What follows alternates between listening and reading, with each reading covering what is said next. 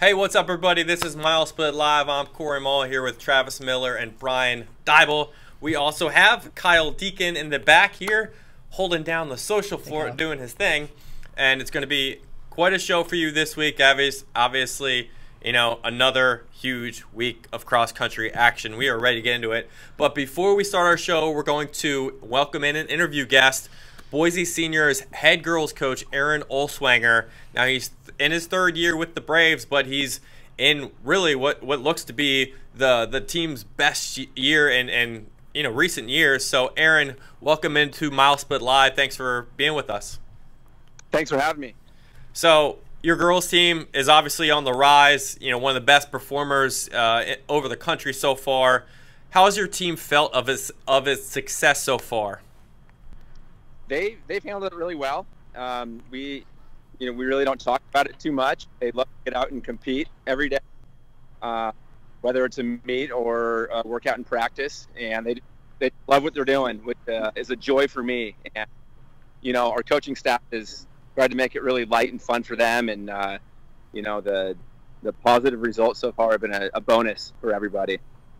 So you're from Boise, Idaho, a state that doesn't get a ton of coverage, but you opened your season with a pretty good outing. But your introduction to maybe national competition came at Bob Furman, where you compete against Great Oak, and you came away with a huge, huge victory. So what did it feel like after taking a big win in a big invitational? It was, put together, we knew coming in and went to other good schools from the Northwest region. I think this region this year is potentially the best in the country across the board. And knew we were going to face really good competition from Great Oak, North Central, Bozeman, Eagle, who is right down the road from us. And so we knew we had our work cut out for us. In our first two meets, we weren't pushed. We want to be, and then just wanting competition. And the girls just competing against other schools, and when they get out there, I trust them more than anybody. We kept the instructions pretty minimal and kind of let them do their thing. So this weekend, when you go to Desert Twilight, second straight week that you go to a national meet, is it old hat by that point, winning a second straight big meet? It's funny. I thought talent-wise we could do very well first, second, maybe third in that meet because there's some other solves there. But there were so many unknowns for us. We met at the airport at 5 a.m.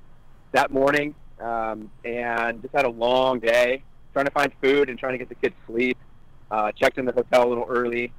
And so, whenever that happens, the kids' schedules were thrown off. I just don't know how they're going to come out and compete. And they took enough naps and ate enough to have some success later on in the evening. So it was really cool to see. So your state championship season really comes into focus pretty early. End of this month is when your state championships are in Idaho. Then you have regionals at NXR at that Eagle Island course.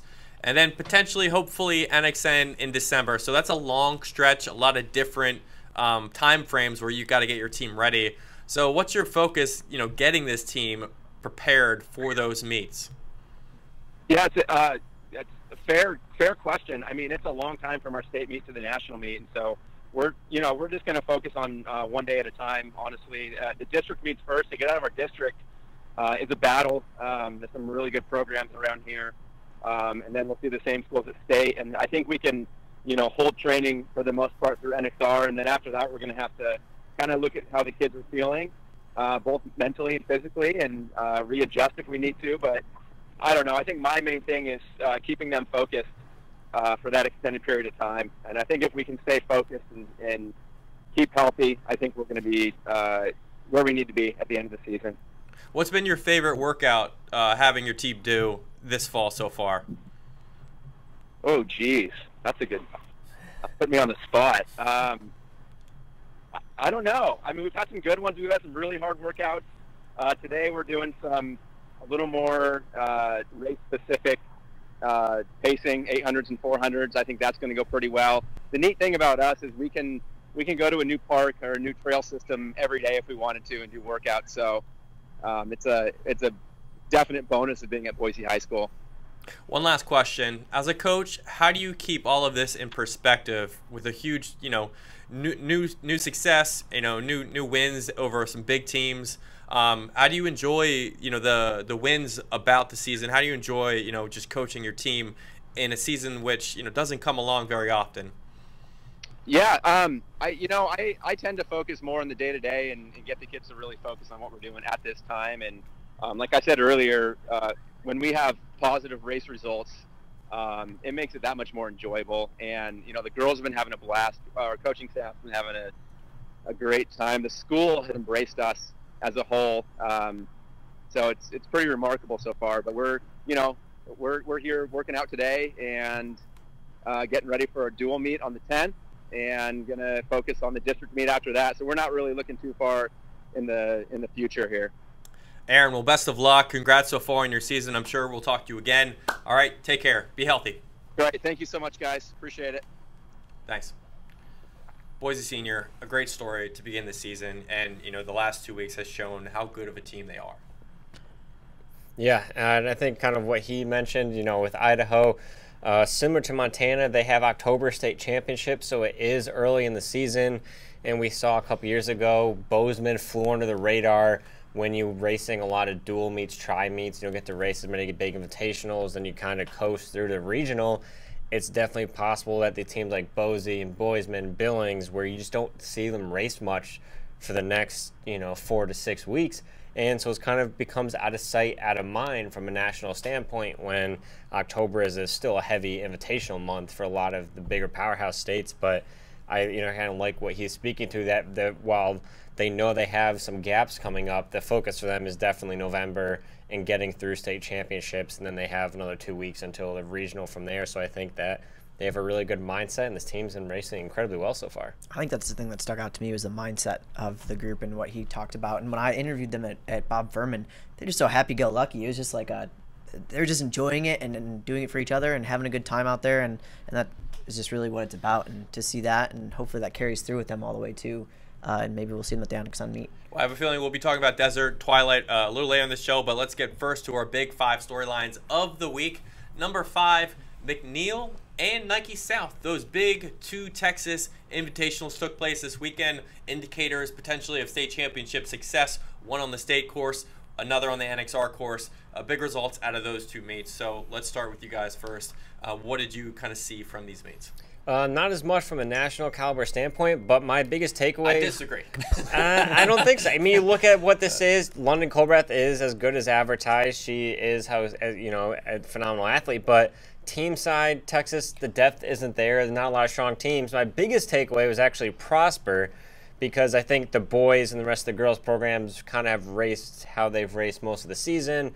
Not going to be making many waves in the national standpoint, but Prosper beat Southlake after Southlake has come from Woodbridge, where they actually ran pretty well, and Prosper hasn't quite been at that level, and they beat them by about 50 points too. Southlake was missing one of their scores, but it was not going to make a difference in terms of making up that gap to Prosper in this race. So for me, Prosper winning out is a huge statement from them over a team like Southlake, which traditionally is dominant on the girls' side of things. So for Prosper to come out and prove that they are the best team in Texas, and therefore the region at this time, I think, is a big deal for them, and throws another hat in the mix once we look ahead towards who's going to be getting to Portland in November. Yeah, I mean, you just talked about a local storyline. The actual national level, the national talent was in individuals in McNeil. Graydon Morris finished second at Foot Locker Nationals last year, and now he's got some room to make up. Cruz Gomez, I think he's already having a banner season. Now, a win over Graydon Morris on the state course says a lot.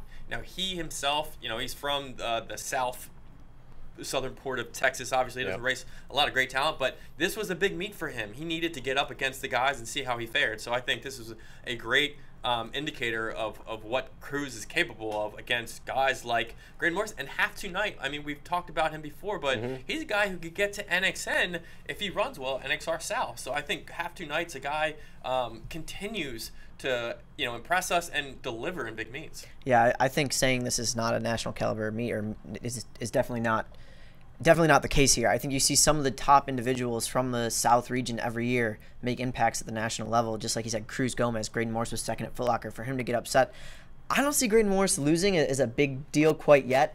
I think that, if you're smart, he's training through. Not saying that Cruz Gomez didn't have a big win, but I think Morris, we still have yet to see training through the most out of him. 54? Not training through, but I think you've yet to see his full capability and potential. I still think he has quite a showing to show us. Finishing second at Foot Locker is no joke. He's the real deal. I think a third place in this field, that also says telling to the field, like you said, Hoff to Knight. But also if you look over at Nike South, again, yeah, the teams aren't quite there in the South region. I think Texas, I'm definitely glad I'm not the webmaster this year. Will Grundy has quite the debacle on his hands with figuring out Texas rankings. And if you ask me, I think it's very kind of up in the air on who can do what and where. It's just going to be who has the biggest day at Nike South and at the state meet and who's going to win. But if you look at that, you have Jarrett Kirk, who had a strong race. Alex Mayer looked strong again, I think. And then you have Ryan Shoppy, who also ran very well. Those guys were all under 15 minutes on the NXN South course in particular, for 3 miles. Flower Mound, we've talked about this in the office, really needs to have a great state championship season and then even an NXR performance too, because they haven't raced beyond really Texas, right? Yeah. If you look at El Paso Eastwood, which is also one of the best boys teams, they have. So I think, Flower Mound really, they're running well, but if they stammer or if they stutter at a regional, they might be in trouble for a potential NXN bid. So I think Flower Mound's the best boys team right now in Texas, but I think they could have El Paso Eastwood's making a big bid for it. I do. I think they did a really great job at Desert Twilight, but yeah. Yeah, moving on to number 4, the Mountain West Classic. Really good competition in the girls field and the boys field. In the girls field, Hellgate beat Bozeman for the second time this season. They're really showing what kind of team they are. And on the boys side, Ben Perrin of Flathead won that race in pretty impressive fashion. So Mountain West, what kind of indications did we get from a meet out in the Northwest? I really like what I've been seeing in this race in this season from Tiana Vladik, who won in the individual side here. With her, she had a phenomenal breakout year in 2016. She made it to NXN. As a young athlete, she finished 21st overall. 2017 didn't quite have the season she had. She wasn't able to get back to the national championship again after a tight regional where she finished in 8th place. So for her, looking at this season now, based on what the time she's running and how she's performing, she's coming in much more conservatively. If you look at last year, she kind of took that same high road of just a lot of racing, always gunning out for the win, and there's a lot of difficult racing up in the Northwest, and maybe by the time she got to regional, she just kind of ran out of steam. This year, much more conservative. She recently in a tri-meet with these same 3 teams, she was just ran and finished 5th, just running with her teammates, so she's not out here trying to blow everyone away by 60 seconds any time anymore. And so to see her getting back into form, I think is really exciting then to see how she can move on and then develop and hopefully make it back to nationals and see if she can improve on that 21st from 2 years ago. Guys, I think this is huge for Hellgate. There's a feature that went up right before Bob Furman about Hellgate versus Bozeman. Bozeman has been dominating Montana for the last 11 years, and they are getting beat now by a Hellgate team now twice, who's got Ember Stratton and Ella de Grandpierre up top. It's a great team. I think we really got to be watching out for Hellgate to even make a nationals bid. Yeah, like Vladik, Ember Stratton's trying to get back to that rhythm too. Last year she was held out by injury, but I wouldn't hold your horses a a little bit on Hellgate. Okay, I think that's gonna be a tough region. You look at that region. We just talked to Boise Senior High, right? North Central, Washington, yep. Very good team. Bozeman, who's always traditionally there, and then we have Hellgate. So Bozeman started the year at 25 on the girls' side. Now, they had a lot of new runners that they were working in the lineup, but the fact that they are right here still competing at a very high level, I think, indicates that they could be ready come the regional season, even state season and regional season. Well, as we just talked about, it's a long ways away for that NXN Midwest region too, and Bozeman has historically performed pretty well there, so it could be interesting to see how things shake out. If you look at the guys side, if I could talk about Lewis and Clark real quick, it was nice to see them get out of Washington and go race somewhere else, but they didn't. They won, but it wasn't like a shocking performance. Right. I kept them in the rankings at 25. I think they're still one of the stronger teams in that Northwest region. They clearly beat Bozeman and Central Valley Senior again. But right now, as it stands, they have a couple guys in there. They're 5 to 7 spots that are looking a little shaky, and I think hopefully come towards the end of the season we can push them along, and they can be one of the teams that could qualify for NXN if they decide to go. Yeah, I think you always have to watch out for a Northwest team just because, at the national level, they're going to be running out in the Northwest, and they're kind of familiar with the terrain. Moving on to number 3, Desert Twilight Invitational. We already mentioned that Boise Senior had a big race on the girls' side. On the boys' side, individually, oh, heck, broke loose, all chaos. Cole Sprout went U.S. number 1, 14:32. Cruz Culpepper had a great race. Kashawn Harrison, first last year, third here. Michael Beta from Texas. So, whether it's the girls' race or the boys' race, what do you think was the main storyline at Desert Twilight? I think with Boise, that was already my biggest thing, was how do they bounce back from Great Oak, and Bob Furman proved that it's no fluke. They did. But even after hearing the interview and what they went through with the travel and the 5 a.m. flight, trying to take naps in between, I think is more impressive even than what it looked like on paper. So with all that included, to me, that even speaks volumes more about this Boise team and what they can accomplish if they were to do that, beat a very good team from Colorado in this race as well. It wasn't like they were racing against, unknown teams. So to go through all that and still win in dominating fashion, to me, is definitely showing that this Boise team is ready to be up there and in that conversation with a team like Summit, who is definitely the number 1 team in Northwest right now. Yeah, no doubt. I mean, Boise looked very strong. I was super impressed with that guys race. I couldn't believe that. Like, Cole Sprout, my boy, he came through just like he said he was. I talked to him earlier in the year again, bring that up, and he said, look, I'm looking to go after Desert Twilight. He had Kashawn Harrison on his radar in that race in particular, and wow, he went out and crushed it. Casey Klinger had that course record, 14:42, crushes it by over a minute. 10 seconds. 10 seconds, sorry, minute. Thank you. That would've been By fast, over a Brian. minute. Wow, he ran 13:42. Yeah. 10 seconds. I'm just getting carried away, man. It was a really impressive performance by him though, because you look at those names that he ran faster than Casey Klinger, Alex Parsons.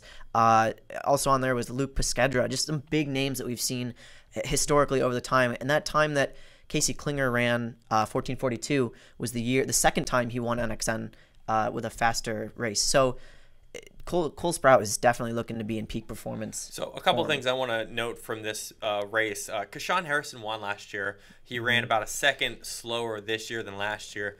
But, it was a much different race for him. Well, it was a similar race, but it was a much different race because he had actual guys that were at a lead pack. Kashawn didn't have the luxury of, say, Cruz Culpepper improving his time at Desert Twilight by 40 seconds because he ran so fast last year. But I think the fact that he competed with guys like Cole Sprout, Culpepper, and a Beta was important for Harrison because he doesn't face guys like that up until regionals, right? And he's trying to get to another level this year. He qualified for Foot Locker, but he wants to get to NXN. He wants to do some good things. So I think this race was important for Kashawn Harrison moving forward as well. And if you look at Boise and what they have done, as you guys already spoke earlier here, that how talented this Northwest region is. They've gone to Bob Furman, and they've beat out-of-region teams. Now they've gone to Desert Twilight. They've beat out-of-region teams. So now all of a sudden they've beaten some of the best teams in the Southwest. They beat some of the best teams in California and other Northwest teams. As you look ahead towards wildcard bids and where does this Boise team finish, they're building a really strong resume that if they do finish in that 3rd or 4th spot, they're gonna get some really close consideration by the committee and be in a really good position to get a wild card. And at the same respect too, on the boys' side, El Paso Eastwood. I know we talked a lot about maybe Texas isn't as strong as some other regions, but they do have a decent resume. Winning here at Desert Twilight, finishing 5th at Woodbridge, is wasn't the best performance, but they raced at Woodbridge, a big meet. I think if they finish 3rd, at the very least, they have consideration. I don't think it'll happen either, but you'd have to at least give it some not just thought Eastwood, for a second. No South region South team. boys or girls team finishing I'm 3rd. just saying, Pretty... they did what they could before the state championship season, so they're giving themselves a chance if, say, something happens. So I like that they have gone into race. They always end up going to Desert Twilight and have. Where some of the Texas teams just kind of like Woodlands, they just sit in Houston and race local Houston meets, and so I like that El Paso Eastwood is taking a chance and racing some other teams. Number 2 storyline, a huge meet in Minnesota. Roy Griak Invitational had some crazy things happen. Oh, yeah. Boys race, Max Manley won a sit and kick race, but more importantly on the guys' team side, Edina barely beat a team called Olathe North of Kansas, ran a perfect race. What was that pronunciation, Kyle? Olathe. Olathe North. All right, fine. Olathe North. And on the girls' side, Yorkville had a pristine competition. They beat North Naperville and St. Michael Albertville, and I believe Downers Grove South and Wayzata, they're all nationally ranked, but Yorkville had the best effort at Roy Griak on the girls' side. So we had some interesting things happen at Roy Griak. What do you think was maybe the most important for you? I think on the boys' side, we had, once again, the Minnesota teams put on a clinic on how to run at Roy Griak. If you look at the split scores for Edina and Wayzata, coming through the 1K, they were 6th and 13th. Coming through the 3K, they were 3rd and 8th, and then they were 1st and 3rd with the finish line. Just showing you that this is not a course that rewards those teams that like to get out hard and fast. It's really challenging. It's really difficult. You know, you can watch the replays on MileSplit for those races, and you can only make that work if you have a really talented team like Great Oak had in 2017 who had the individual talent to take it out hard and really change things up. But these other out-of-state teams, they go out hard, and it's just so punishing. They can't hang on. And Edina and Wayzata, they just pick you off every split as it goes. And then it was a really great performance. We saw Middleton and Dowling Catholic, who were the top 2 teams you were looking at going in, and now Edina is really showing that they are the best team in the Heartland. I actually didn't think Edina had that good of a race. I mean, yeah, they finished 2 guys in top 10, but those guys lost contact the 3, 4, and 5, whereas Olathe, those guys did go out pretty hard in the first 1K to make sure they had position in the front of maybe the first third of that race, because as we saw in the race, it's very tight, narrow, and it's hilly, so it's tough to make moves if you get back too far to start that race. So I think they played that pretty well, and then that paid dividends for them, ultimately giving Edina like a really good run for their money in the boys race. Yeah. You know, I thought it was tough. On the girls' side, like, that's the one thing that always hurts Wayzata. They go out way too slow, and then when they're trying to make it up in the last, say, 2.5K, they can't do it against, you know, a big field like this. Yorkville played it really, really smart. They had 4 in the first top 25. And then North Naperville, you know, while they finished 2nd, they also had a great race, I think. Depth-wise, first 6 girls in before Yorkville's 5th. So I think North Naperville is going to get better, and I think ultimately they're a team to watch out for in the future. Yeah, it's really exciting now looking at the Midwest, Illinois in particular, on the girls' side, with how much depth they have there and how it's just shaping up, especially with Beaver Creek thrown in the mix as well. Now they're developing here, but Yorkville, that was the statement I was looking for out of them. Now that they had a race earlier on where they didn't have their full scoring group, and we hadn't seen them race together like this, and for them to put that race together against some big talented out-of-state competition proves that they're now, they're one of the best teams in the country, not just that region. We looked at Naperville North as one of those top teams. They beat them head-to-head. This is a big statement win for Yorkville. I think a lot of those teams left points on the board. Yorkville in particular, when I talked to their head coach after the race, he mentioned one of their top runners, Olivia Borowick, finished 6th here, but at certain points she had been one of their fastest girls. So he's trying to get her back to health, and if she runs well, I think they're really, really dangerous. Naperville, on the other hand, Alex Morris is their one, but she didn't run as well. And Lucy Westlake is a phenomenal freshman, didn't run as well as she normally does. So I think those girls left points on the table. And Wayzata, this bears mentioning too, Caroline Sasson, who's their number 2, did not. Something happened in the beginning of the race. She didn't get out, and she's usually finishing right next to Emma Atkinson, but I believe she was like 4th or 5th for Wayzata. So there was at least 50 points that they left on the board too. So I think those teams, it's cross country, it happens, but I think points can ultimately go some of these teams' I think ways. this, though, like as we talked about with Boise and looking ahead to the region meets, this meet could have implications down the road for what happens at, you know, if one of these teams finishes 3rd in the region meet, especially on that girls' side. I think the guys' side is a little bit of a toss-up to me. None of these teams really stand out super, super strong, but the girls' team definitely could be something you look at down the road, be like, oh man, if we would have beat them at Griak, like, you know, a couple points, if somebody would have just a little better race, it could come down to that come next time qualifying time if something, you know, swings the wrong way or the other way. So it'll be really interesting to see how that shakes out. Moving on to number 1 storyline from this past weekend, the McQuaid Invitational. You know, this is your guys' bread and butter. You're from New York. McQuaid! Hold on. Oh my gosh. This is a I had to McQuaid keep party. this covered up. It's a McQuaid party. Okay. This is this? This is the top finisher shirt. What I don't know. I is talked this? about it last week. If you watch, this is what you get when you're. I think Oh it's my top gosh. 10, top 15 Alright, finisher then, right here. What are you trying to go on? What? Just trying to relive the glory days, Do your man. You got to analysis. relive the glory days. First of all, upset city all the way across the board for McQuaid. I thought it was a really big meet. You had Dana Hills coming in. We had him ranked preseason number 9. They kind of didn't have a strong couple of outings, but they're really starting to pour it on now. Really looking good. They ran very well at the Dana Hills Home Invitational. And then they come to McQuaid. They fly all the way across the country on tired legs, wear spikes, which they don't normally do in California, and get the win against Burnt Hills. I think Burnt Hills, I made a note of this in the MileSplit 50 a couple weeks ago. They're a strong team up front. They have a solid 2 or 3 guys.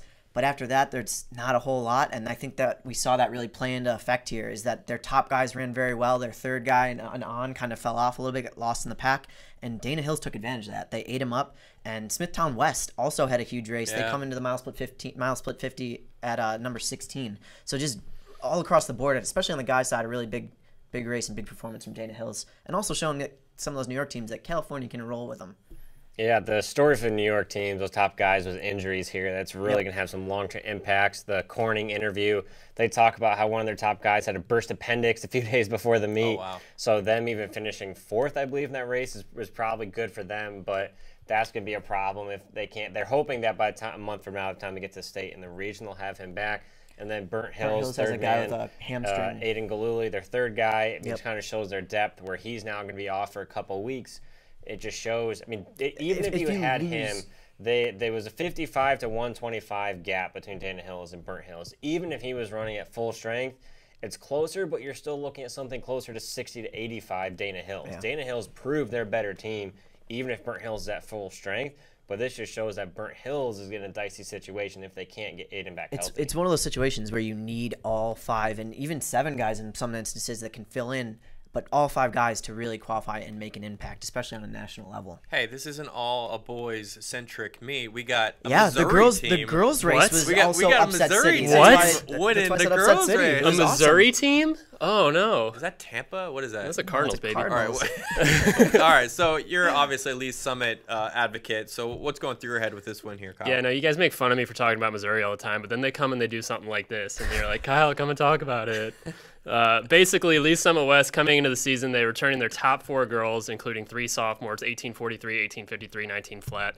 They needed 1 more girl. They got her, Ginger Murdix, transferring from Oregon. She goes 1703, takes 3rd.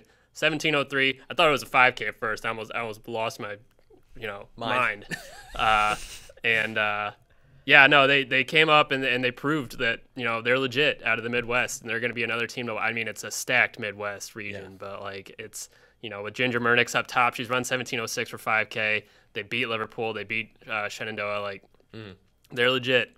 Yeah, I mean, They're I got beef here because they beat Liverpool, and yet you have Liverpool ranked 14th. Lee Summit is 24th. I do. I mean, I still have them there. I think head-to-head. Liverpool's still a better team. Liverpool had their best race of the season, and they still got beat. Yeah. Everyone on Liverpool don't know.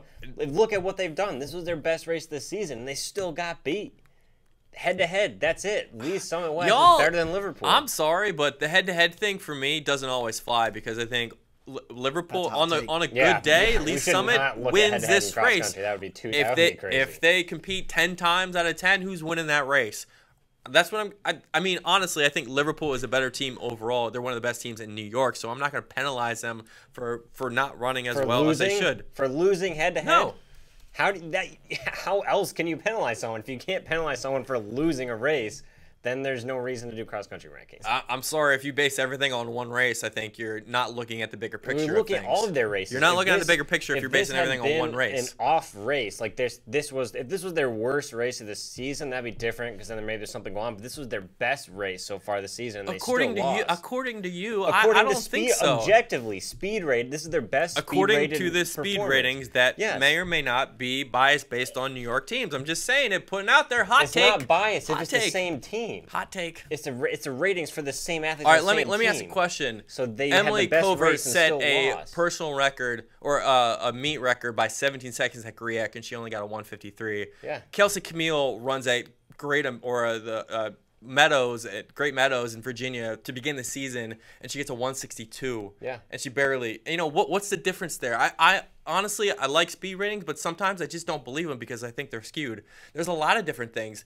At Desert Twilight, Cole Sprout ran 10 seconds faster than Casey Klinger back in 2016, but he had a higher speed rating, right? So there's a lot of different instances where speed ratings don't always play out. It depends on the course. It depends on the year and the field. Like it takes all those factors into account. It's not a cookie cutter thing, course to course, and that's why you see those differences. You're not going to get an 18-minute here is equals 18 minutes there or something. That's what the point is. Difference of opinion. I have no I problem believe if Liverpool is still there. That's why they're number 14. But that's a wild move. That's a wild move. I think big picture, Liverpool is probably still better than Lee Summit West, but on the day Lee Summit West did beat Liverpool. They did, yeah. So it's kind of a toss-up there. You're thinking about bigger picture or on the day. Yeah, if you look at down the road, or if you're looking at the here and now of what just happened. Rankings are about the best team.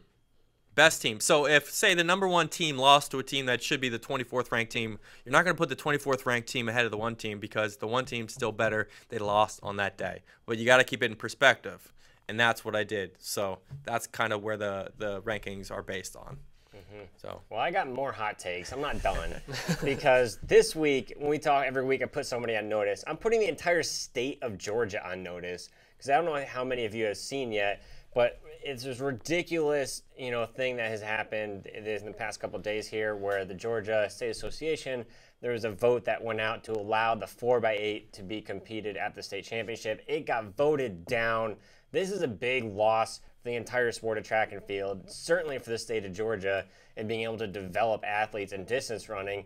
I've had this conversation with a lot of athletes and coaches in states who are in similar situations where they don't run distance relays at the state meet, and every coach agrees that they're stunting the growth of distance running in those states. And you look at those states, they're typically the worst at distance running.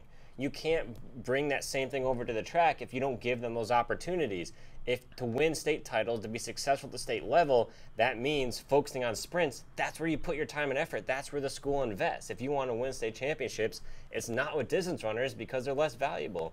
And by continuing to foster that mindset, it's hurting the sport of track and field. It's hurting the growth and development of these athletes. It's hurting their opportunities. I think this is a joke. And Georgia, the entire state has been put on notice, and it should be ashamed for not approving this. Yeah, unfortunately, it's not based on what everybody wants to happen. It's based on what a committee told themselves that should happen based on scheduling. So it's tough. I think it's scheduling. You rework the schedule to figure out how it can fit in accordingly. I think it's that sounds like a bogus excuse to me, but I don't know the whole details of it. But I would have to agree with Travis. The 4x8's awesome. Yeah, it's a great event. I ran a 4x8. We ran the 4x8. Let's move on to meet previews for this weekend. A girl named Caitlin Toohey is once again running at famed Homedale Park in, I believe, New Jersey, right? Homedale Park's in New Jersey. She's going to the Shore Coaches Invitational. Now, course record here for girls, 17:28. That's going to be gone. By Megan Venables of Highland Regional. Caitlin Toohey, do we have any predictions for what she may be able to run? Sub 16:30, for sure. I think she's going to break the record by a minute or more. Yeah. I'll put it 16:24. I'll go same. I think that's right around the way that she could probably run here. The one thing, I did a story on CBA maybe a week back, and one thing Coach McCafferty told me is that there are a couple races in New Jersey where maybe you can take your foot off the gas pedal and maybe cruise a little bit. Homedale Park was one of them. So if Caitlin Toohey wants to get a course record here, she's got to just keep her foot on and just go for it. So we'll definitely be mindful of Caitlin Toohey competing this weekend. What we also have is a big meet in Virginia, the Great American XC Festival. Historically, it's been very good for boys. 15 guys have broken 15 minutes all time at Wake Med Park and actually North Carolina. Yep. My apologies. So there are no entries yet, but I do know Bowles School in Florida is going on the boys' side, and typically we see Loudon Valley too. Yeah. So we have some teams: Loudon Valley, Bishop Hendrickens, Verna Park, Bowles, Weddington. This is going to be a really great matchup. Loudon Valley, obviously the favorite, but I think this is a phenomenal opportunity especially for a team. Bowles hasn't raced as much, hasn't raced their A team like we thought. Weddington has been some hype, but they haven't raced these teams. Severna Park is a bit of a wild card right now, where they've had some good meets, but locally not really against this kind of competition. Then Bishop Hendricken, same thing. So I think this is a great opportunity. No one's going to go out there and say I think that they're going to beat Loudoun Valley, but for them to stack up against these other programs and see how close they can get, it's going to be really exciting. I think there's a lot on the line for these teams. Yeah, I couldn't agree more. You look at what Loudoun Valley, I think what Loudoun Valley has to do here is really separate themselves from everybody else. That's one of the things that I'm going to look for, especially in the rankings, because it is tight at the top there, if you ask me. I think it's very tight. Really cool to see Bishop Hendricken, like you said, to get them down. Weddington, it'll be interesting, but also, Bulls. I think I made a note in the MileSplit 50, Charles Hicks hasn't ran with the full squad. Need to see them run. Need to see them run. Full team effort to stay in the top 25. And I think if they have a big effort there and prove to us that they can be a top 25 team, I think it's going to have to be here. This is really like a Southeast region preview. Yeah, and on that the boys' side with these teams. This is huge. I think the only big effort Loudoun's had so far is the PTXC 10. Which Sam Effelder wasn't in, so yeah, they cruise at their county championships, so I think they do have a big outing out of them. Pinecrest girls from Florida also are going to be here for Great American. And speaking of the New York girls, Saratoga Springs is going to be here. They typically don't race at Manhattan, so while some of these teams are gearing up for bigger meets 2 weeks from now, they don't usually race there.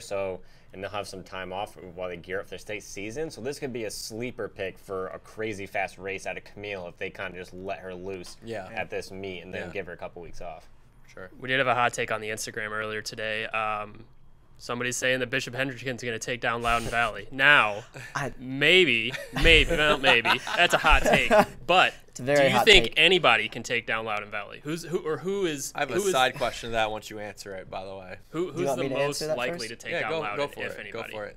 I don't think that Bishop Hendricken can take out Loudon Valley. I think Loudon Valley is one of those top tier squads right now that's just looking almost invincible. I think there's 4 or 5 top programs that are right in that upper echelon with them. I think Bishop Hendricken needs to prove to themselves and prove to the rest of us that they're worthy of that number 12 ranking to me. Because right now they've ran 2 smaller meets. They ran the Injury Fund Carnival and they ran the Manchester Invitational, and their speed ratings weren't amazing, but I'm giving them benefit of the doubt for now that once they get in some faster races, get a little bit more underneath them, that they'll be able to prove to us that they deserve to be in this top 12, top 15 conversation. And a team that I think they could take it on Loudon Valley right now, Dana Hills is looking super strong, and I also think that FM, we haven't seen them in a while, and I think they're also get better with things. They're also, and we don't know who, but FM's also entered at the Tully Invitational this weekend. Okay. So who knows? And their modified teams entered somewhere else. So it looks like their varsity team will race at Tully. Who that ends up being a week before Manhattan or kind of effort, remains to be seen, but definitely something to keep an eye on. If Bishop Hendricken beat Loudon Valley, would you put him at 1? Probably not. All right. So exactly. That's just me. Just want to put that out. All right. Clovis Invitational also happening in California, and a guy by the name of Liam Anderson we might see for the first time. Yeah. Stanford commit. Yeah. Verbally. Right. Started the season, MileSplit 50, #1 athlete on the board. We really haven't seen him at all. So Liam Anderson, 3rd at NXN last year. We're interested, if nothing else, to see what he's capable of doing right off the bat in a big invitational. Yeah, I mean, I talked to Jeff Parenti, our MileSplit California webmaster, a couple weeks ago, and was like, hey, man, where's Liam Anderson been? I know he kind of waits to run till a little later in the season. I saw him on SAC last year and things like that. He's like, I think he was going to run Stanford, but then he decided not to. There's a couple of key guys that pulled out, and now we're going to see this matchup at Clovis. It's going to be him, Matt Strangio, and Nico Young, the 3 of them on the docket, and they're all in the MileSplit 50. It should be really interesting. Liam Anderson, he was bumped down just because he hasn't raced yet in the MileSplit 50, so he was #1. We'll see what he can throw down here. He's going to have to really stick it to these guys to move back up ahead, because there's been so many guys running such good performances. But I think Nico Young or Matt Strangio, we could see them with a big race. See how Nico Young especially bounces back after that big win at Clovis. Is he still the real deal, or was that just like a one-off early season big win kind of thing? And a lot of pressure on Anderson. One, to prove that he deserved that #1 and could move back up, but also for these other guys, if you beat Liam Anderson, that's going to make a big win for you. So it's really a lot of pressure on him that he has to back everything up. But if these other guys, there's really nothing to lose for them. Where for him, if he loses here, that's a tough look. And on the boys' side for teams, it's a who's who. Everyone, Great Oak, Dana Hills, Dublin, Newbury Park, St. Francis, Thousand Oaks. Just look at the whole entry list, and this is unbelievable. This is a preview of this is like a state course CIF, super merge state course preview. This would be amazing. It's gonna be great. So watch out for coverage of Clovis Invitational on California MileSplit and MileSplit.com. We will have that for you. We're going to move on to the Performer of the Week from last week. I'll start first. West Valley Alaska, Kendall Kramer. First girl to break 18 minutes at that Bartlett State course in Alaska since Allie Ostrander? Allie Ostrander in 2014. Right. So Kendall Kramer had a really, really great outing at the Alaska State Championship. Second straight title for her. I'm giving it to her. Will she be at NXN Mid? Yes, Northwest. Yes, she will be. I'm assuming. Will she be? Yeah. I mean, I'd hope to see her. That'd be pretty interesting. Yeah. That'll make things real interesting. Yeah, for me, my biggest performer of the week is actually Cruz Gomez. He's the first RGV runner, Rio Grande Valley runner, which is that strip in the very bottom state of Texas, to win at the McNeil Invitational ever. So that's a really huge performance from him and representing a region which historically hasn't done as well in Texas at the national level. That 189 speed rating is one of the best in the entire country. So he's quickly proving he's one of the best guys. He's number 3 in meet history behind Sam Worley and Alex Mayer. He's just a second or two behind them. So he's already stacking up against some of the best athletes in the country and showing that last year when he went to NXN and finished 66 overall, he's done a lot of work in the offseason to improve on that, and he has the potential to be an All-American. So on mine, I had down Michael Abeda from El Paso, Hankins. I heard about this dude back when I was doing Texas MileSplit, and he's a freshman, and they're like, hey, watch out for him. He's going to be good. He's going to be good. Continue to watch him. He didn't win Desert Twilight. Obviously, that went to Cole. I think he took 4th. Correct me if I'm wrong. Mm-hmm. 4th there. But that's a huge performance from him. He's really stepping up, and over the years, he's gotten better and better. It's going to be really interesting to see what he's going to be able to do later on down the road. I think he could be one of those guys, again, up there in the national conversation, and I just want to give him some credit, throw some credit his way. And I got one, too. I'm sticking with the Texas theme. Bryn Brown of Denton Geyer, sophomore, 1641 on the Wildcat Pro in the Park. We've had a lot of trouble in Texas with distances, course distances. So who knows if that was 5K, but if it's 3 miles, still 1641. She has run 1703 this year already for 3 miles, and she was 3rd at Marcus 1 in 1737. So that's all right, guys, come on. Get some other athletes outside of Texas. Just saying. No, I'm kidding. All right. Last week we started this new segment, Pick'ems, which is a staple for a lot of media outlets during football games on Friday nights. But we're here at a cross country site. We're gonna pick them on MileSplit Live as well. All 3 of us were 1-0 last week. Boom. You picked Yorkville. Yep. You picked Cole Sprout, and I went with Bradley Pelican. So we're gonna do this yet again and try to offer our picks for this weekend's events. So who wants to start? I'll kick it off. I'm going to kick mine up a notch this week. For some perspective here, the year was 2011. The meet was the Shore Coaches Invitational on Homedale Park. CBA in that year, they went 2, 3, 4, 5, and 6 behind the King Ches in that meet. Scored a perfect 15 points, 1608.4 average. 2011 was the year CBA went on to become the national champions. This year, CBA is going to beat that 1608.4 average, and they're going to score less than 20 points. Oof. Yeesh. Wow. The one, I really wanted to go for the sweep, but the one wild card here I think is going to ruin this party is Jack Stanley from Mendham, who his team has entered in this race. He actually just recently finished 3rd at PTXC, mixed up with Loudon Valley, so I think he is going to mess up the opportunity for CBA to get a perfect sweep, but I still think less than 20 points, and they're going to break 1608.4. We also see Devin Hart. Potentially. He tweeted something the other day about, like, you go big or don't go at all or something like that. He's very about going for, like, the extreme level of competition, which I like that. Devin Hart's going for big things. Yeah. I'll start with mine. I'm actually going to go into Great American. Now, this could be very tough because I could very well lose when you're going for an individual winner on a very fast course that a lot of different guys could win. But I'm going to pick Charles Hicks of Bowles for the win at Great American. Going to be a very tough field, but I think Charles Hicks, we haven't seen him race. I think he's very capable. He's been training through the season, and he's due, really. So I'm going to go with Charles Hicks. Go ahead, Kyle. You can go first. I'll let you go first. All right, I'm going to Clovis, baby. Matt Strangio over Liam Anderson, Nico Young, Tyler Tickner, everybody there. Matt Strangio is going to come out, pull this one out. Somebody's going under 15, if not multiple guys. It's going to be fast. because last year Anderson ran 15:03 for second. So somebody's going under 15, and I think Strangio is going to be the fastest guy on the day. You know why I let you go first? I don't think he has his pick yet. No, I'm taking Liam. I told him already. I said I'm taking Liam Anderson. Oh, okay. I'm taking Liam Anderson this one. As he's clicking through the links. No. I was just making sure. I had to make sure where he finished last year. Liam Anderson finished second last year to Justin Hazel. Man. Justin Hazel actually was a surprise last year. Kind of came not out of nowhere, but a little bit of a surprise. Liam Anderson, though, that's my guy. I think he's going to have a huge showing. I think he needs to have a big showing. In his first race of the season, he ran 15:03 last year. I think if anybody's capable of going sub 15, it's Liam Anderson. Next time I'm going to shut his computer so he can't look. All right, one final segment before we end the show this week. Instagram Throwdown. It's been very fun over the last few weeks. We're going to start with it again. What we got? All right. What was the best race in September? Best race in September. This is a tough one. I think I have to go with McQuaid. I was at Griak when we were there this weekend. I think that maybe it had more national caliber teams, but I think McQuaid had that element of national caliber teams. You had some breakout performances with Jenna Schultz from Liverpool. Yeah, really, number 5 all time on that course. I mean, that's phenomenal performance individually. You had the upset on the girls' side with Lee Summit West. You had Dana Hills not just coming out and beating teams, but dominating that race. And then a really exciting battle behind. Again, on the boys' side, individually, that we didn't really get to talk about yet because we talked to the teams, but Tyler Berg and Shea Wheelbacher they had a huge race. Diving to the finish line, Right. the home stretch. To me, it had everything you want. It had upsets, it had exciting individual races, exciting team races.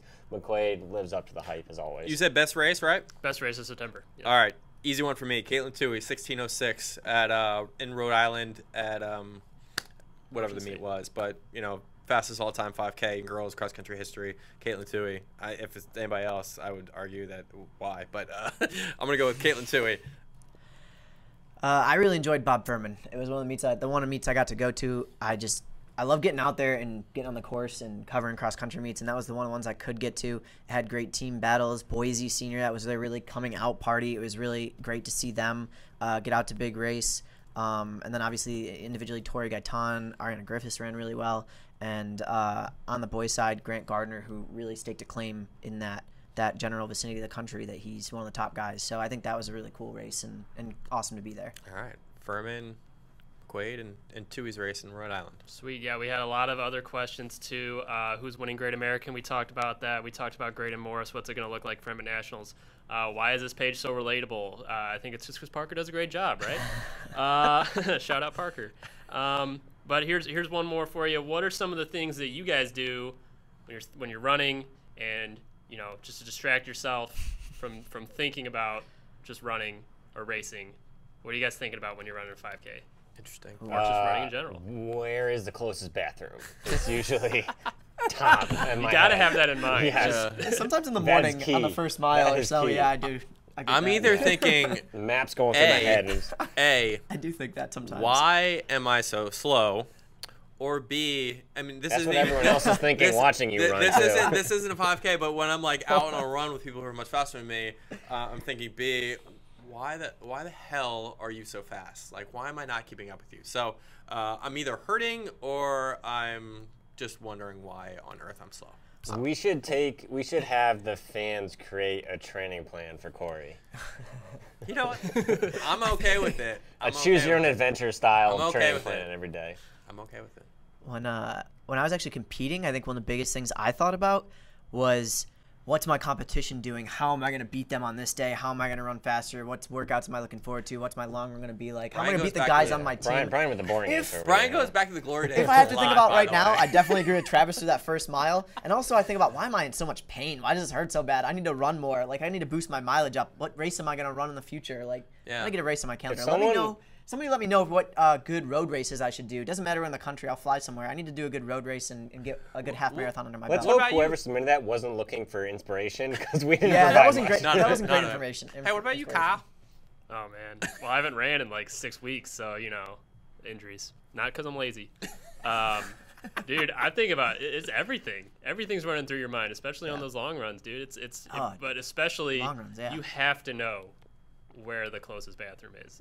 on your route at It all is, times. it is very It's important. True. Yeah. Yeah. Priority number It's one. super important. And I don't think about why I'm in so much pain because I already know because I'm an old man. Yeah, We're old that's men. true. All right. We're Man, just you're answering in my pain. questions. I think about Kyle. Stop answering my questions. Well, That's all I that got. Oh, sorry. That's all you got. That's all you got. On Instagram. That about does it for this week's MileSplit Live. If you have questions for our show, anything on Instagram, make sure to hit us up on Instagram, Facebook, Twitter, and let us know what your thoughts are. We'd love to hear questions, anything else. So thanks for watching. We're here, as always, Tuesday, but we're going to a new time now, 7:30 p.m., so make sure to tune in live at 7:30. We'll also clip out all the great segments throughout the week on milesplit.com. So thank you for watching. We'll see you later.